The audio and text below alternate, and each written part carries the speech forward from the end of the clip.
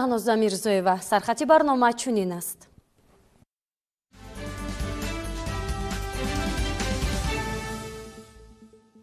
ифтитоҳи бинои нави муассисаи давлатии телевизиони Душанбе, иҷрои масъулияти иҷтимоӣ, ростқавлӣ, хизмат ба манфиати ҷомеа, риояи меъёрҳои касбиву ахлоқӣ, баланд бардоштани маърифати шаҳрвандон ва мусоидат ба таҳкими сулҳу субот аз ҷумлаи талаботи пешвои миллат зимни суҳбат бо кормандони муассиса буд. ифтитоҳи ҷамъияти дорои масъулияти маҳдуди покиза бо иштироки президенти ҷумҳурии Тоҷикистон, пешвои миллат муҳтарам Эмомалӣ Раҳмон ва раиси маҷлиси миллии маҷлиси олии ҷумҳурии Тоҷикистон, раиси шаҳри Душанбе муҳтарам Рустами Эмомалӣ дар пойтахт ба масъулон ҷиҳати боз ҳам беҳтар ба роҳ мондани фаъолияти корхона дастуру тавсияҳо дода шуд. роҳҳои ободу зиндагии шоиста дар минтақаи Кулоб 422 километр роҳ асфалтпӯш, 34 километр сангпаш, 458 километр роҳҳо аз таъмири ҷорӣ бароварда шуданд. дар минтақаи Кулоб дар доираи вусъати ободониҳо ба истиқболи 35-солагии истиқлолияти давлатӣ ба бунёди роҳҳо низ таваҷҷӯҳи афзон дода мешавад. Даҳсолаи амал барои илмҳои криосфера. ин иқдом аллакай ҷиҳати амалӣ намудани чорабиниҳои марбут ба беҳдошти ҳифзи муҳити зист, хусусан дар беҳдошти ҳифзи пиряхҳо ва ҷалб намудани корҳои амалии ҷиҳати чорабиниҳое ки дар самти ҳифзи пиряхҳо равона гардидаанд ин амалӣ карда мешавад. ин ташаббуси Тоҷикистон таваҷҷӯҳи ҷомеаи ҷаҳониро ба обшавӣ бо суръати пиряхҳо ва таъсири он ба захираҳои об, амнияти ғизоӣ ва ҳаёти миллионҳо одамон афзун кардааст. суръати кабудизоркунии маҳал дар вахш, сокинони ноҳия дар ин тадбири сабзу хуррамгардонӣ фаъолона иштирок мекунанд.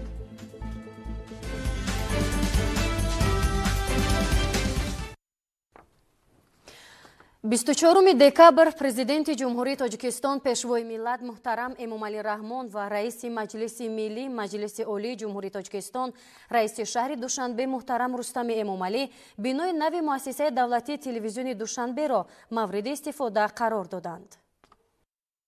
24 декабр президенти ҷумҳурии Тоҷикистон, пешвои миллат муҳтарам Эмомалӣ Раҳмон ва раиси маҷлиси миллии, маҷлиси олии ҷумҳурии Тоҷикистон, раиси шаҳри Душанбе муҳтарам Рустами Эмомалӣ бинои нави муассисаи давлатии телевизиони Душанберо мавриди истифода қарор доданд. тавре иттилоъ доданд бинои нави муассисаи давлатии телевизиони Душанбе дар маҷмӯъ дорои 80 ҳуҷраи кории барҳаво буда, барои кормандони эҷодӣ ва техникӣ шароити муҳими кору фаъолият фароҳам оварда шудааст. телевизиони Душанбе дорои 4 студияи муҷаҳҳаз бо муҳимтарин лавозимоти соҳавӣ буда, калонтарини он студияҳои якум ва дуюм мебошанд ки барои сабти барномаҳои консертӣ, ток-шоу ва барномаҳои калонҳаҷм пешбинӣ шудаанд. ҳар ду студия дорои 4 маҷмӯи таҷҳизоти студиявӣ ва 3 ҳуҷраи ёрирасон буда, дар маҷмӯъ имкони ҷойгиркунонии то 50 мухлисро доранд. студияҳои сеюм ва чорум бо 2 маҷмӯи таҷҳизоти студиявӣ ва 8 ҳуҷраи корӣ сохта шуда, барои ташкил ва дар сатҳи баланд баргузор намудани барномаҳои гуногуни телевизионӣ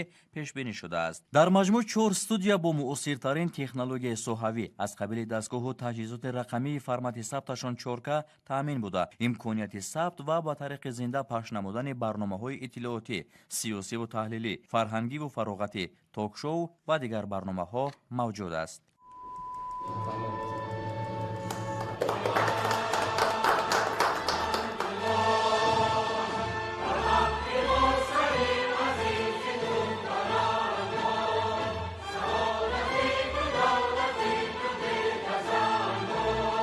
муассиса дорои парки зарурии техникӣ буда, студияи сайёри он аз 3 автомашинаи калони махсус иборат аст. дар баробари ин ҳама ҳуҷраҳои корӣ бо дастгоҳу таҷҳизоти муосир ва мебели хушсохту замонавӣ ҷиҳозонида шудааст. студияи марказии пахши барномаҳо, толори маҷлисгоҳ бо 184 ҷойи нишаст, ҳуҷраҳои кории роҳбарият, дизайнерҳои графикӣ, барномасоз, китобхонаи электронӣ ва анъанавӣ, синфхона барои машғулиятҳои такмили ихтисос, ҳуҷраи истироҳат, ҳуҷраи коркарди маълумоти бойгонӣ. дар маҷмӯъ ҳамаи ҳуҷраҳои бинои нави муассиса дорои шароити хуби кору фаъолият ҳастанд.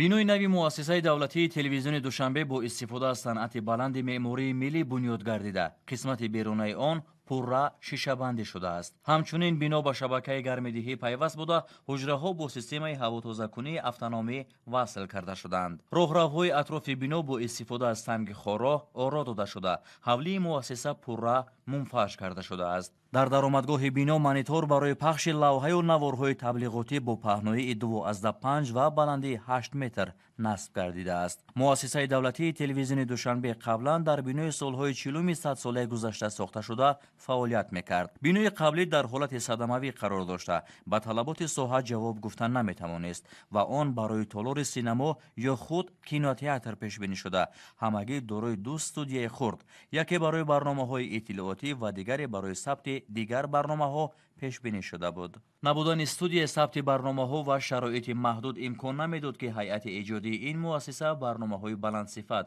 ва ҷавобгӯ ба талаботи замонро таҳия карда ба бинандагон пешниҳод намоянд. ҳоло бошад дар заминаи дастгириҳои ҳамешагии роҳбарияти олии давлат доираи пахши телевизиони душанбе васеъ гардида онро тавассути моҳвора дар зиёда аз 40 кишвари дунё бо сифати Full HD тамошо кардан мумкин аст. сарвари давлат муҳтарам Эмомалӣ Раҳмон зимни боздид бо итминон иброз доштанд ки ҳайати иҷодӣ ва техникии телевизиони душанбе бо фаъолият дар шароити хубу замонавӣ ва бо истифода аз навтарин технологияи соҳаи телевизион бинандаи худро бо тозатарин хабару рӯйдодҳо ва барномаҳои ҷолибу диданӣ таъмин менамоянд. иҷрои масъулияти иҷтимоӣ, ростқавлӣ, хизмат ба манфиати ҷомеа, риояи меъёрҳои касбӣ ва ахлоқӣ, баланд бардоштани маърифати шаҳрвандон ва мусоидат ба таҳкими сулҳу собот аз ҷумлаи талаботи пешвои миллат муҳтарам Эмомалӣ Раҳмон зимни суҳбат бо кормандони телевизиони Душанбе буд. бинои нави боз як иншооти дар рушд ва шукуфоии пойтахт нашкгузор муассисаи давлатии рекламаи берунӣ ва ороишии Душанбе низ дар ҳамин рӯз аз ҷониби президенти ҷумҳурии Тоҷикистон пешвои миллат муҳтарам Эмомалӣ Раҳмон ва раиси маҷлиси миллӣ маҷлиси олии ҷумҳурии Тоҷикистон раиси шаҳри Душанбе муҳтарам Рустами Эмомалӣ ба таври фосилавӣ ифтитоҳ шуд. иншоот ки бо риояи унсурҳои муосири миллӣ қомат афрохтааст, ҳусни ин гӯшаи қалби Тоҷикистон Душанберо боз ҳам афзун намуд. заминаи муаррифии шароит ва имкониятҳои корӣ дар муассисаи давлатии рекламаи берунӣ ва ороишии шаҳри Душанбе иттилоъ дода шуд ки иншоот бо истифода аз масолиҳи баландсифати ширкатҳои бонуфузи ватанӣ сохта шудааст. бунёд ва ба истифода супоридани бинои нави муассисаи давлатии рекламаи берунӣ ва ороишии Душанбе замина гузошт ки шумораи кормандон аз 40 каси қалбӣ ва 70 кас расонида шавад. толори маҷлис бо 30 ҷои нишаст барои дар сатҳи зарурӣ доир намудани ҷамъомаду вохӯриҳо пешбинӣ шуда.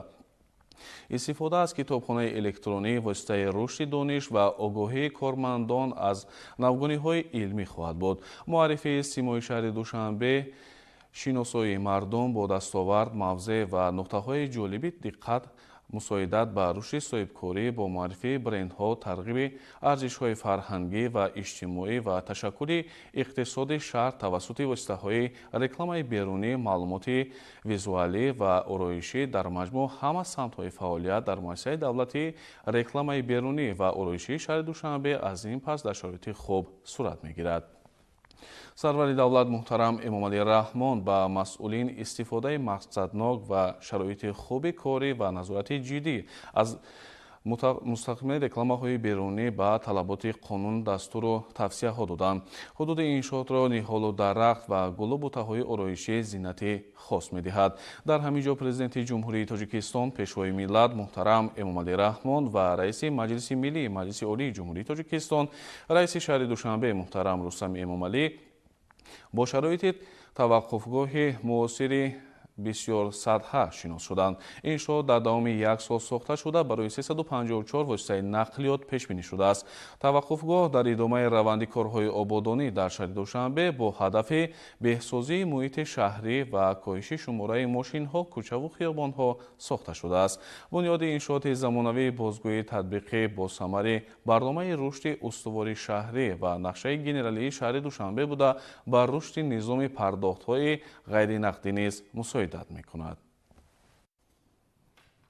24 декабр президенти ҷумҳурии тоҷикистон пешвои миллат муҳтарам Эмомалӣ Раҳмон ва раиси маҷлиси миллӣ маҷлиси олии ҷумҳурии тоҷикистон раиси шаҳри Душанбе муҳтарам Рустами Эмомалӣ дар ноҳияи Шоҳмансури пойтахт корхонаи маҳсулоти гӯштӣ ва ҳасибҳои ҷамъияти дорои масъулияти маҳдуди Покиза М-ро ба истифода доданд. Иқтидори истеҳсолии корхона дар як шабонарӯз то 7 тонна маҳсулоти гӯштӣ ва ҳасибро ташкил медиҳад. Ин нишондиҳандаҳои саҳми корхонаро дар ғанӣ гардонидани бозори истеъмолии кишвар бо маҳсулоти ватанӣ ва коҳиш додани воридоти он аз хориҷи кишвар боз ҳам назаррас мегардонанд. Дар корхона 77 сокини маҳаллӣ бо кори доимӣ, шароити мусоиди меҳнат ва музди хуб таъмин гардиданд. Тибқи дурнамо бо васеъ гардидани иқтидори истеҳсолӣ шумораи кормандон то 280 кас расонида шуда, пас аз қонӣ гардонидани талаботи бозори дохилӣ, содироти маҳсулот ба кишварҳои хориҷӣ низ ба роҳ монда мешавад. ин иқдом ба афзоиши иқтидори содиротии кишвар ва таҳкими мавқеи Тоҷикистон дар бозорҳои минтақавӣ мусоидат хоҳад кард. Иншоат аз бинои маъмурӣ, сехҳои истеҳсолӣ, нуқтаи қабули гӯшти чорво ва парранда, сардхонаҳои нигоҳдории ашёи хом, анбори маҳсулоти тайёр, ошхона, таваққуфгоҳ барои нақлиёти хизматӣ, бунгоҳи тиббӣ ва дигар ҳуҷраҳои ёрирасон иборат мебошад. Фаъолияти корхонаи маҳсулоти гӯштӣ ва ҳасибҳои ҷамъияти дорои масъулияти маҳдуди Покиза М ба ҳадафҳои стратегии ҳукумати ҷумҳурии Тоҷикистон аз ҷумла таъмини аҳолӣ бо маводи ғизоӣ хушсифату бехатар, таъсиси ҷойҳои нави корӣ, рушди саноати коркард ва суръат бахшидан ба раванди саноати кунонии кишвар мутобиқат мекунад. Ҳамчунин пешвои миллат муҳтарам Эмомалӣ Раҳмон аз намоиши маҳсулоти корхона дидан намуда бо шароит, имконот ва ҷараёни коркарди маҳсулот фосилавӣ шинос шуданд ва ба масъулон ҷиҳати боз ҳам беҳтар ба роҳ мондани фаъолияти корхона дастуру тавсияҳо доданд. Пас аз ба истифода додани ин корхонаи саноатӣ, сарвари давлат муҳтарам Эмомалӣ Раҳмон дар ҳамин ҷо 3 корхонаи паррандапарвариро дар ноҳияҳои шаҳри Наву Файзобод ва шаҳри Турсунзода ба таври фосилавӣ ба истифода доданд.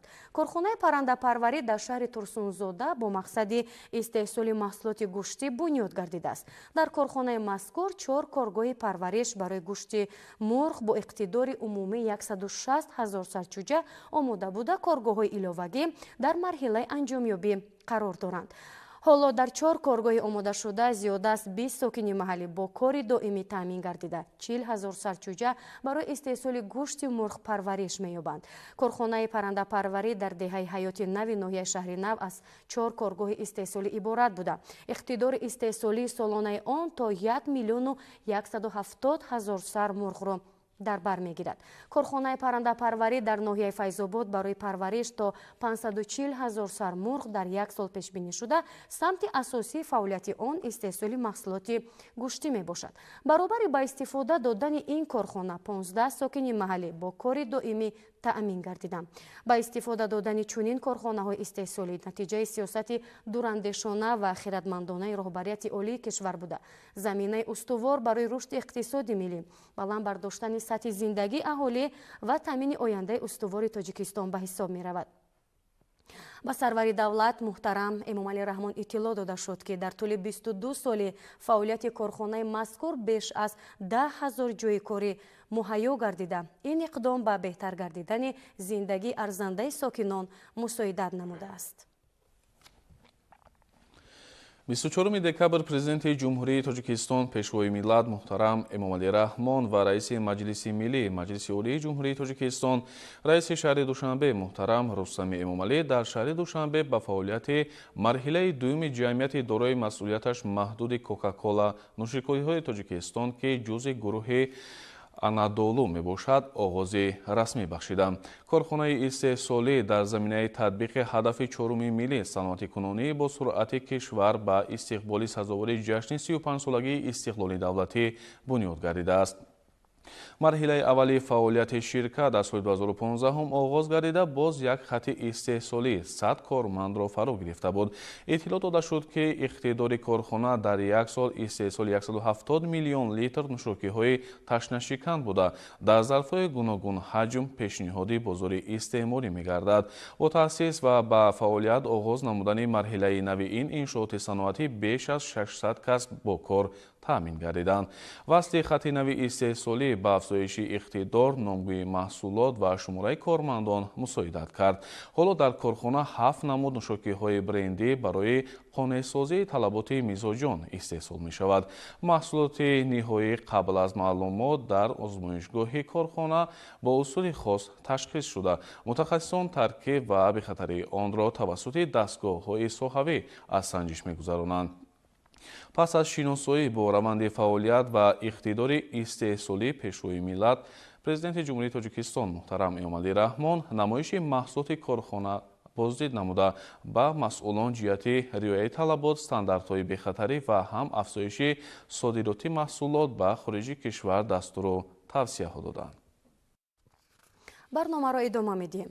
дар шаҳри Кӯлоб ҷаласаи ситоди ҷумҳуриявӣ оид ба иҷрои қарори ҳукумати ҷумҳурии Тоҷикистон дар бораи саривақт омода намудани соҳаҳои иқтисодиёт ва иҷтимоиёти ҷумҳурӣ барои фаъолияти мунтазам ва самарабахш дар давраи тирамоҳи зимистони солҳои 2025-2026 бо иштироки муовини сарвазири ҷумҳурии Тоҷикистон Усмоналӣ Усмонзода баргузор гардид.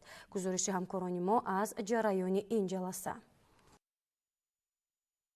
дар шаҳри Кӯлоб ҷиҳати иҷрои қарори ҳукумати ҷумҳурии Тоҷикистон аз 28 марти соли 2025 таҳти рақами 218 дар бораи саривақт омода намудани соҳаҳои иқтисодиёт ва иҷтимоиёти ҷумҳурӣ барои фаъолияти мунтазам ва самарабахш дар давраи тирамоҳу зимистони солҳои 2025-2026 ситоди ҷумҳуриявӣ баргузор гардид, ки дар он омодагии вилояти Хатлон минтақаи Кӯлоб ба зимистонгузаронӣ мавриди баррасӣ қарор гирифт. ҷаласаи мазкур таҳти роҳбарии муовини сарвазири ҷумҳурии Тоҷикистон Усмонзода Усмоналӣ Юнусалӣ бо иштироки намояндагони вазорату идораҳои соҳавӣ, аъзои ситоди ҷумҳуриявӣ, муовини раиси вилояти Хатлон ва роҳбарони шаҳру ноҳияҳо баргузор гардид. ҷиҳати омӯзиши ҳолати воқеӣ рафти иҷрои қарори мазкур тибқи супориши ҳукумати ҷумҳурии Тоҷикистон гурӯҳи корӣ аз ҳисоби намояндагони вазорату идораҳои дахлдори соҳавӣ таъсис дода шуда ба шаҳру ноҳияҳои вилояти Хатлон сафари корӣ анҷом дода рафти иҷрои қарори болозикр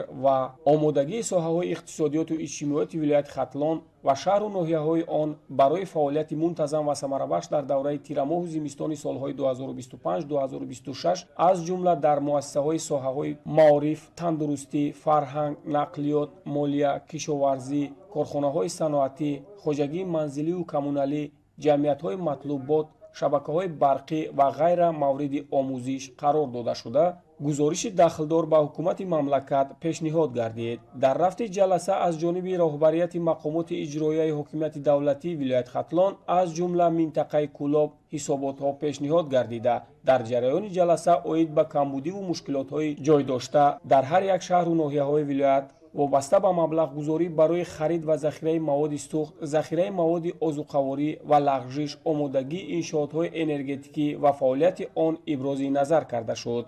дар ҷаласа таъкид шуд, ки вобаста ба қарори ҳукумати ҷумҳурии Тоҷикистон дар бораи саривақт омода намудани соҳаҳои иқтисодиёт ва иҷтимоиёти ҷумҳурӣ барои фаъолияти мунтазам ва самарабахш дар давраи тирамоҳу зимистони солҳои 2025-2026 тадбирҳои муҳим андешида шуда соҳаҳои иқтисодиёту иҷтимоиёт ба фасли сармо омодагӣ медиданд. дар ҷаласа ҳамзамон оид ба омодагӣ дар шабакаҳои барқӣ ибрози назар карда шуд. гуфта шуд, ки бо пурзур намудани корҳои тарғиботӣ, ташвиқотӣ, сарфаю сариштакорӣ ва истифодаи ғайримақсадноки барқ пешгирӣ карда мешавад. дар ҷанбаст аз ҷониби роҳбари ситоди ҷумҳуриявӣ, муовини сарвазири ҷумҳурии Тоҷикистон ба вазорату идораҳои дахлдор, мақомоти иҷроияи ҳокимияти давлатии вилояти Хатлон ва шаҳру ноҳияҳои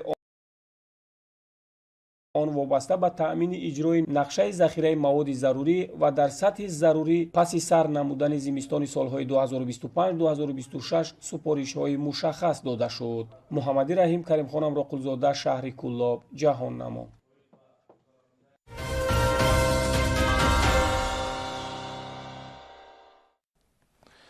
солҳои охири Тоҷикистон байни давлатҳои ҷаҳон борҳо ба 10 гунаи кишварҳои амтарин шомил гардидааст.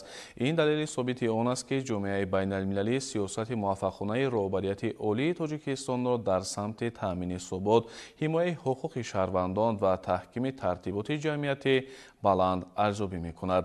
дар соли 2025 нашрияи ҷаҳонии пешқадами сайёҳӣ Lonely Planet Тоҷикистонро дар феҳристи 25 таҷрибаи беҳтарини сайёҳӣ дар соли 2026 ворид намуд ва кишвари моро ҳамчун яке аз самтҳои илҳомбахш барои раҳпаймоӣ ва сайёҳат дар муҳити кӯҳсор қайд намуд. шарҳи мавзӯъ дар гузориши Аҳлиддини Нурулло. амнияту субот яке аз арзишҳои асосии давлатдорӣ ва пояи устувори рушди иҷтимоиву иқтисодии ҳар як ҷомеа ба шумор меравад. таҷрибаи ҷаҳонӣ собит намудааст, ки танҳо дар шароити оромию субот давлат метавонад барномаҳои бузурги иқтисодӣ, иҷтимоӣ ва инфрасохториро амалӣ намояд. дар ҷумҳурии Тоҷикистон таҳкими сулҳу субот самти афзалиятноки сиёсати давлатӣ маҳсуб ёфта, зери роҳбарии асосгузори сулҳу ваҳдати миллӣ, пешвои миллат, президенти ҷумҳурии Тоҷикистон муҳтарам Эмомалӣ Раҳмон муҳити амну осоишта фароҳам оварда шудааст. маҳз амнияту суботи пойдор имкон дод, ки иқтисоди миллӣ рушд ёфта, сатҳи зиндагии аҳолӣ тадриҷан беҳтар гардад. солҳои охир бунёди роҳҳо, нерӯгоҳҳо, муассисаҳои маорифу тандурустӣ ва рушди соҳибкории хусусӣ далели равшанӣ ҳамин воқеият мебошад. суботи сиёсӣ ҳамзамон заминаи мусоид барои ҷалби сармоягузории дохилию хориҷӣ фароҳам оварда, мавқеи Тоҷикистонро дар арсаи байналмилалӣ боз ҳам тақвият бахшид. кишвари мо имрӯз ҳамчун давлати сулҳпарвар ва ташаббускор эътироф гардидааст. амнияту субот кафили рушди иқтисоди миллӣ, амнияту субот муаррифии Тоҷикистони байналмилалӣ дар арсаи ҷаҳонӣ, амнияту субот пиёда кардани тарҳҳои бузург дар Тоҷикистони азиз, амнияту субот майдони бузургу созандагиҳо дар ҷумҳурии Тоҷикистон. маҳз дар пушти ҳама ин тинҷиву оромӣ, созандагӣ, ваҳдати ягонагӣ, фарзанди фарзонаи миллат, абармарди дунёи сиёсат, шахсияти таърихӣ муҳтарам Эмомалӣ Раҳмон меистад. маҳз ҳамин фарзанди миллати тоҷик тавонист миллати тоҷикро дар арсаи байналмилалӣ муаррифӣ намояд. ҷумҳурии Тоҷикистон давоми 10 сол мешавад, ки дар сархати расонаҳои хабарии ҷаҳон ҳамчун кишвари амтарин эътироф мегардад, ки ин бори дигар аз нуфузи Тоҷикистони соҳибистиқлол дар арсаи байналмилалӣ дарак медиҳад. ҷумҳурии Тоҷикистон дар соли 2025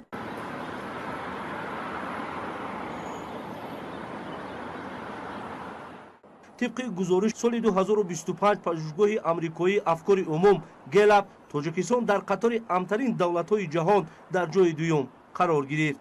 موافق نتیجه‌های نظرسنجی که در 142 کشور گذرانده شده است، 95% اهالی کشور هنگام سیرگشت شبانه خود را کاملا در امن احساس می‌نمایند. سالهای اخیر تاجیکستان بین دولت‌های جهان بارها به دهگانه کشورهای امترین شامل گردیده است. این دلیل ثابت آن است که جامعه بین‌المللی نتیجه‌های سیاست موفقانه رهبر دولت تاجیکستان را در سمت تأمین ثبات، حمایت حقوق شهروندان و تحکیم ترتیبات جمعیتی بلند ارزیابی می‌کنند. امروز هر یک شهروند کشور خوب درک میکند که حفظ امنیت و ثبات وظیفه عمومی است، زیرا تنها فضای صلح و آرامی میتواند بر رشد استوار اجتماعی و اقتصادی نائل گردیده آینده درخشان تاجیکستان را تامین نماید.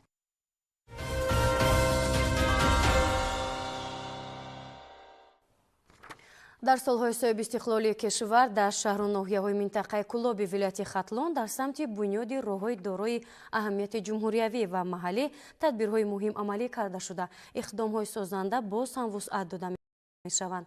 дар ин замина баробари нигоҳдории роҳи дорои аҳамияти байналмилалии Кулоб қалъаи Хум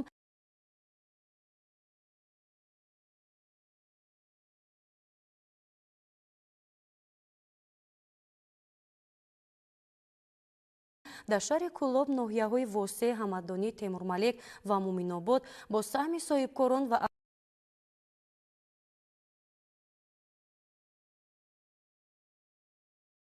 аҳолӣ наздик 50 километр роҳҳои маҳаллӣ пурра мунфаш карда шуданд. ҳамкорони мо дар ин хусус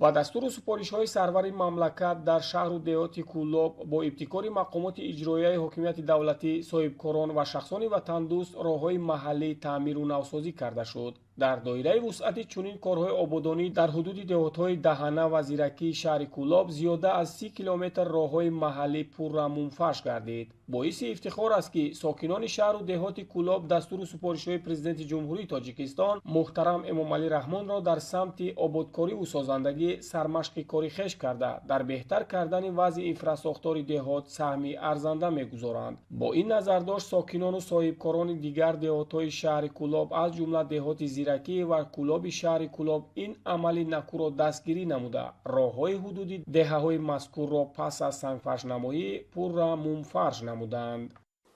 дар соли 2025 бо кӯмаку дастгирии вазорати нақлиёти ҷумҳурии Тоҷикистон дар минтақаи Кӯлоб 422 км роҳ асфалтпӯш, 34 км сангфарш, 458 км роҳҳо аз таъмири ҷорӣ бароварда шуданд. илова бар ин дар минтақа аз ҳисоби соҳибкорон ва мардуми саховатпеша 72 км ба маблағи 60 миллиону 720 ҳазор сомонии мунфарш ва 94 км ба маблағи 6 миллиону 720 ҳазору 800 сомонии сангфарш корҳои роҳсозӣ ба анҷом расонида шуданд. маврид ба зикр аст ки ҳукумати ҷумҳурии Тоҷикистон барои густариши робитаҳои тиҷоратӣ, ҳамкориҳои иқтисодиву фарҳангӣ, вусъати ҷаҳонбинӣ ва мустаҳкам намудани дӯстӣ байни ҷомеаи ҷаҳонӣ, раҳоӣ аз бумбасти коммуникатсионӣ, давоми солҳои соҳибистиқлолӣ дар доираи татбиқи ҳадафҳои стратегии мамлакат корҳои зиёде ба анҷом расонида шуд ки ин тадбир ба пешрафти вазъи иқтисодии кишвар мусоидат намуд. яке аз дастовардҳои ин давра бунёди роҳҳои автомобилгарди Кӯлоб қалъаи Хум аст ки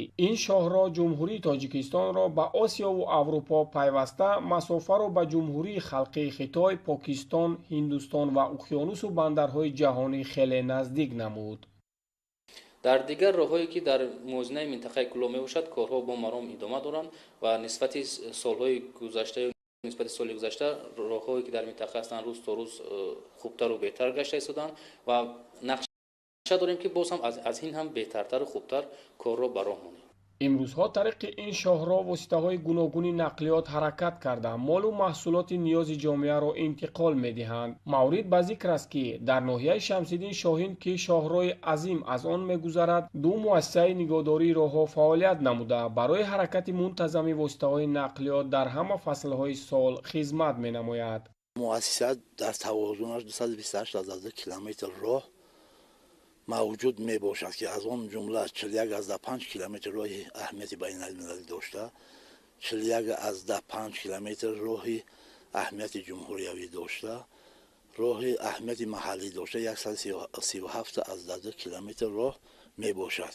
муассисаи давлатӣ нигаҳдори роҳҳои автомобилгарди ноҳияи Шамсиддин Шоҳин барои зимистони 2025-2026 омодагӣ хуб дидааст. аз он ҷумла хуму намак 1147 куб, ҳезум 15 куб, сӯзишворӣ дизели 2014 литр ва намак 80 тонн захира карда шудааст ки ин ба муассиса басанда мебошанд. метавон гуфт ки бо шарофати дастгириҳои ҳукумати ҷумҳурии Тоҷикистон ва яке аз ҳадафҳои стратегии ҳукумати ҷумҳурии Тоҷикистон баромадан аз бумбасти коммуникатсионӣ ҳалли хешро пайдо намуда, ҳаракати воситаҳои нақлиёт ва рафтуомади сокинон ба минтақаҳои гуногуни дохилу хориҷи кишвар ҳалли хешро пайдо менамояд. муҳаммадӣ Раҳим Каримхон Амроқулзода, минтақаи Кӯлоб, ҷаҳоннамо.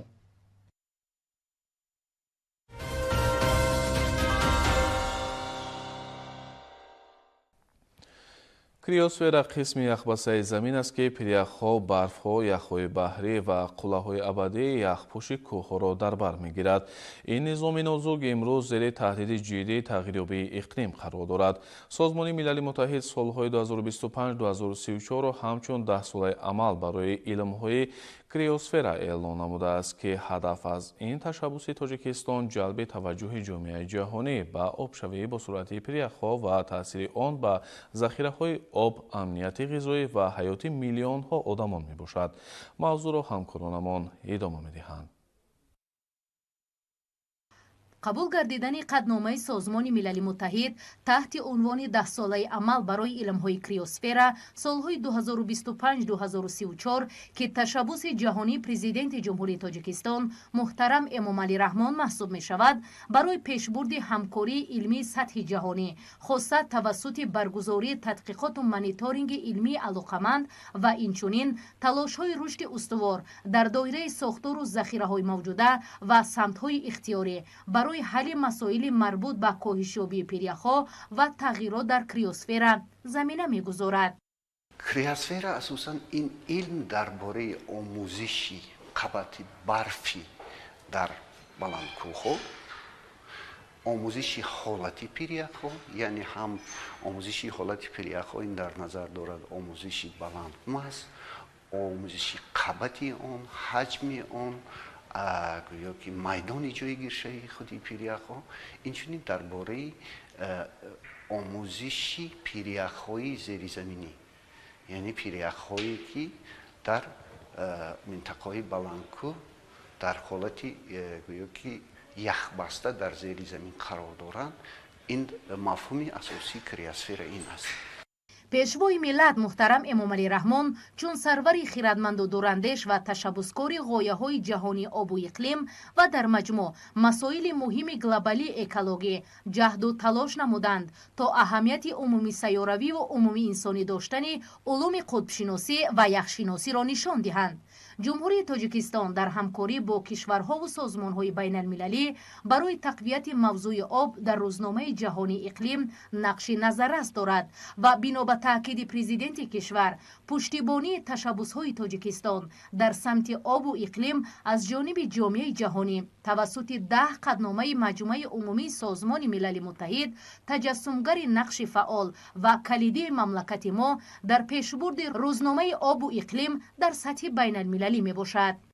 12 декабри соли ҷорӣ аз ҷониби созмони ассамблеи созмони милали муттаҳид оид ба ҳифзи муҳити зист боз як қатномаи бузурги дигар қабул гардид ки ин дар бораи илмҳои криосфера рушди ҳифзи пиряхҳо дар давлатҳои кӯҳсор ки ин басо як иқдоми муҳим аст.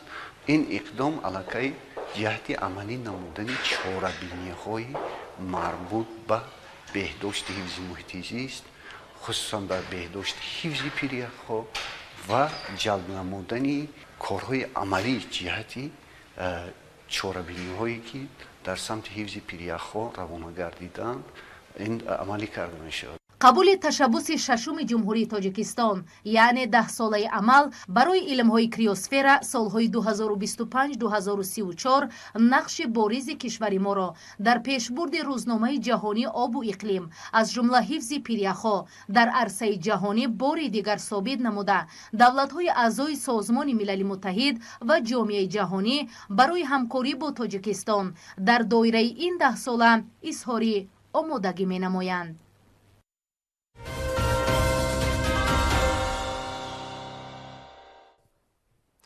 сокинони деҳоти пахтаободи ноҳияи шаҳри Туз бо мақсади сарфаи қувваи барқ ва таъмини хонавода бо гармӣ дар фасли зимистон дар манзилҳои худ панелҳои офтобиро васлу насб намуда аз он ба таври васеъ истифода намуда истоданд.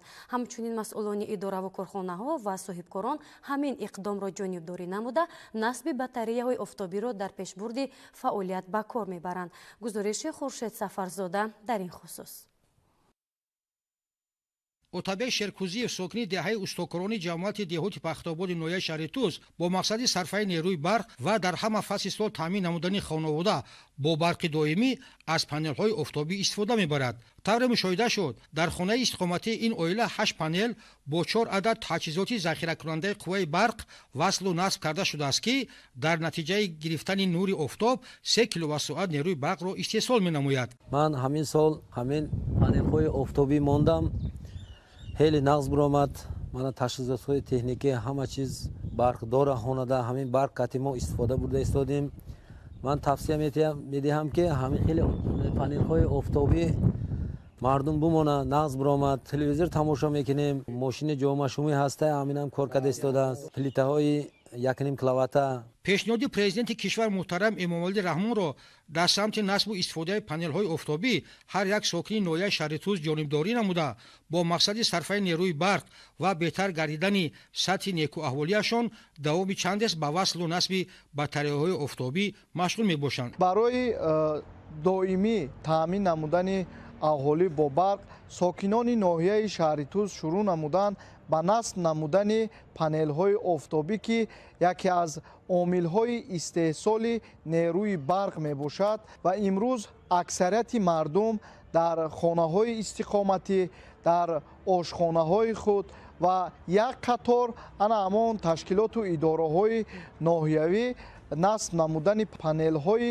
офтобӣ шурӯъ намуданд. масъулини беморхонаи рақами 2 ноҳияи шаҳри Туз 10 адад панелҳои офтобиро насб карданд ки истеҳсоли 6 киловаттсоат шӯъбаи бистарикунониро дар фасли зимистон бо гармӣ ва равшанӣ таъмин менамояд. дар заминаи ин Бобурҷон Раҳимов ки дар ҷамоати деҳоти Пахтободи ноҳия ба фаъолияти соҳибкорӣ машғул аст, дар рафти пешбурди кори ҳамарӯза аз нерӯи барқе ки аз нури офтоб тавассути панелҳои офтобӣ истеҳсол мешавад истифода мебарад. طبق اطلاع تا این جانب 30% ساکنان جماعت دهاتی پختاباد ناحیه شهر توس که در مجموع بیش از 30,000 اهالی دارد از پنل های آفتابی استفاده برده خانواده‌شان را با برق دائمی تامین می‌سازند. با نظرداشت وضع پیش آمده امروز ساکنان ناحیه شهر توس این تدبیرات در همه جماعت‌های دهات ناحیه به راه مانده توسط نصب پنل‌های آفتابی با برق دائمی تامین گردیده ایستاده‌اند.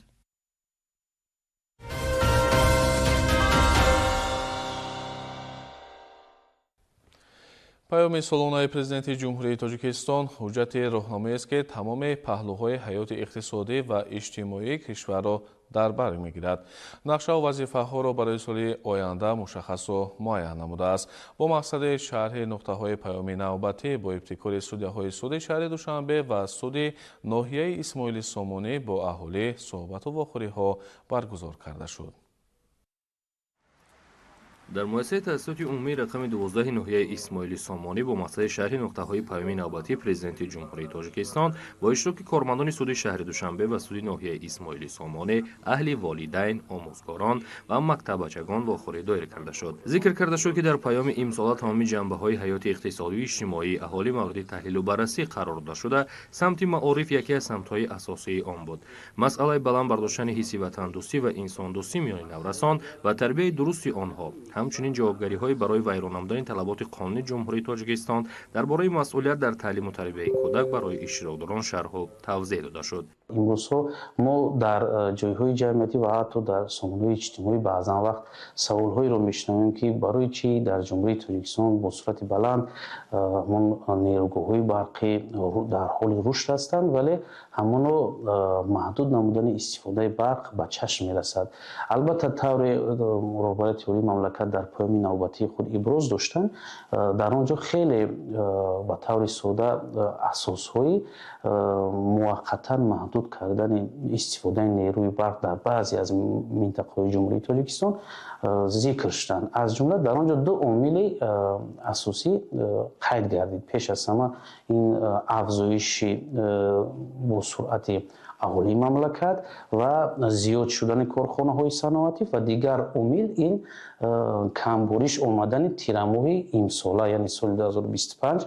масъалаи дигаре ки имрӯз нигаронкунанда аст, ин истифодаи ғайримақсадноки нерӯи барқ ва паёмадҳои ҳуқуқии он ки дар кодекси ҳуқуқвайронкунии маъмурӣ ва кодекси ҷиноятии ҷумҳурии Тоҷикистон дарҷ шудааст, мавриди таҳлилу баррасӣ қарор дода шуд. сарфаю сариштакорӣ дар истифодаи қувваи барқ аз амалҳоест ки аз ҳар як шаҳрванд масъулияти баландро талаб менамояд. маҳз бо ин роҳ метавонем дар самти ноил шудан ба ҳадафҳои давлату ҳукумат дар самти истиқлолияти энергетикӣ саҳми худро гузорем. дар замони истиқлолияти давлатии ҷумҳурии Тоҷикистон дар ҷумҳурии Тоҷикистон зиёда аз 1,300,000 манзили истиқоматӣ нав бунёд гардид ки воқеан ҳар як ин манзили истиқоматӣ ба нерӯи барқ ниёз доранд ва ин чиз низ метавонад таъсир расонад дар маҳдуд кардани истифодаи нерӯи барқ дар баъзе аз минтақаҳо. паёми президенти ҷумҳурии Тоҷикистон муҳтарам Эмомалӣ Раҳмон ба маҷлиси олӣ дастури роҳнамоест ки ҳалли тамоми масъалаҳои ҷомеа дар он инъикос ёфта ба таъмини рушди устувори мамлакат ва таҳкими давлатдории миллӣ равона гардидааст. дар анҷоми чора نظربینی به سوالهای شهروندان و با سببهای گوناگون حقوقهایشان از جانب کارمندان حاکمیت سعودی پاسخهای مشخص داده شد.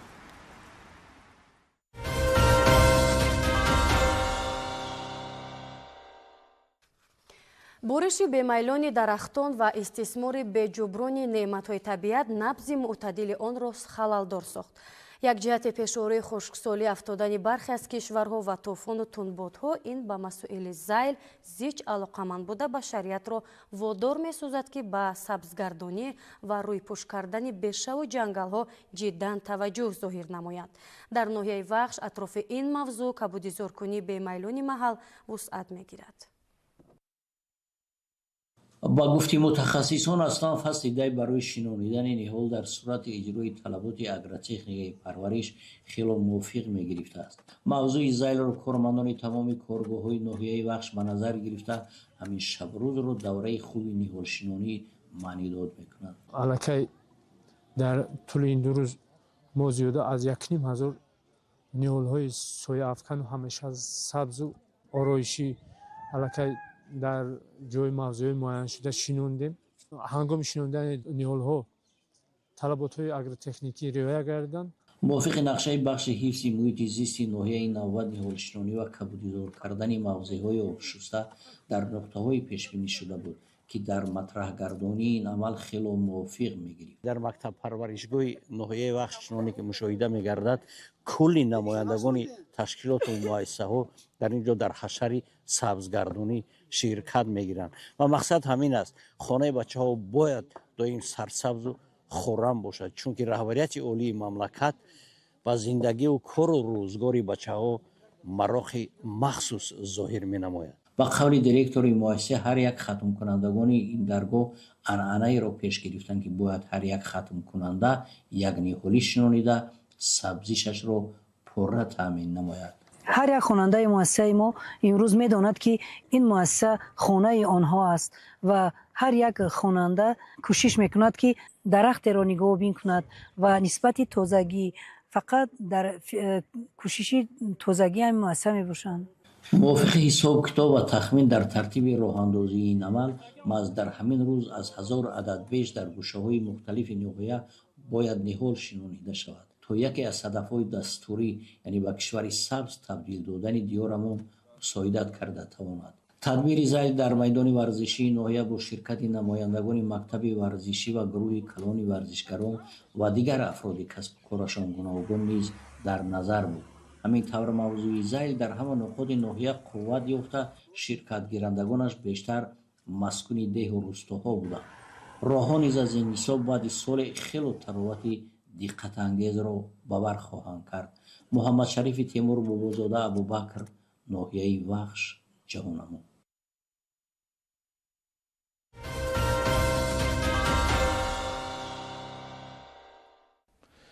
در 4 ناحیه شهر دوشنبه در منطقه‌های معین از جمله در بازارهای سخاوت، مهرگان، توقفگاه‌های نزد بینای حکومت ناحیه سینا و در نزد باغ کروش کبیر نمایش فروش محصولات مورد نیاز اول جریان دارد.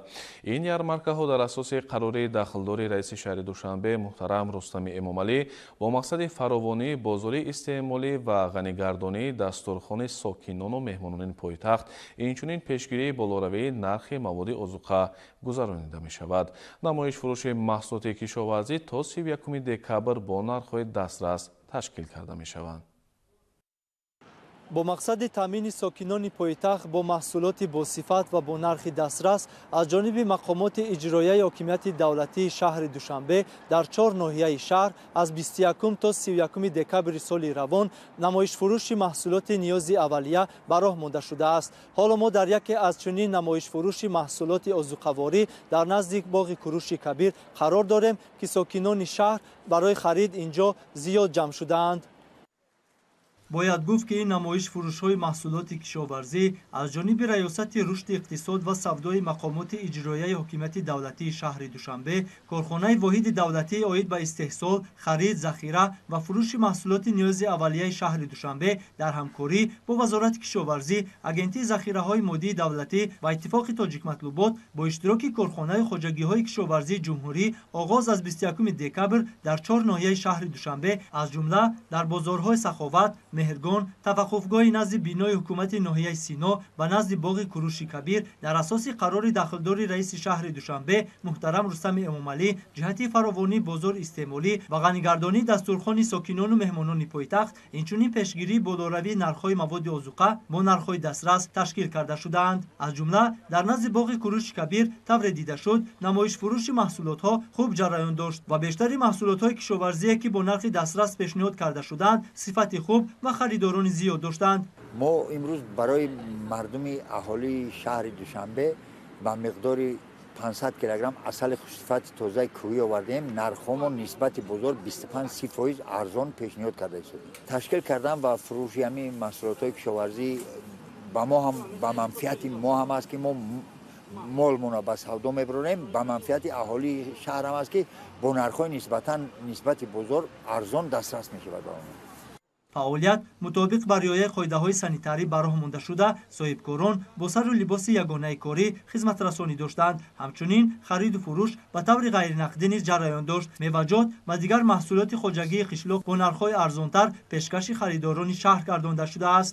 ҳамчунин дар назди бозори Меҳргон низ намоиши фурӯши молу маҳсулот аз ҷониби масъулин, ниҳодҳои дахлдор, иттифоқи тоҷикматлубот, агентии захираҳои моддии давлатӣ назди ҳукумати ҷумҳурии Тоҷикистон дар сатҳи зарурӣ ба роҳ монда шуда, маҳсулоти озуқа аз қабили гӯшти чорво, орду равған, пиёзу картошка, шакару биринҷ ва дигар анвои гуногуни дастранҷи деҳқонон бо нархҳои номбаршуда арзонтар нисбат ба бозори истеъмолӣ пешкаши харидорон гардонда шуд. Ёдрас кардан ба маврид аст ки намоишфурӯши маҳсулотҳо то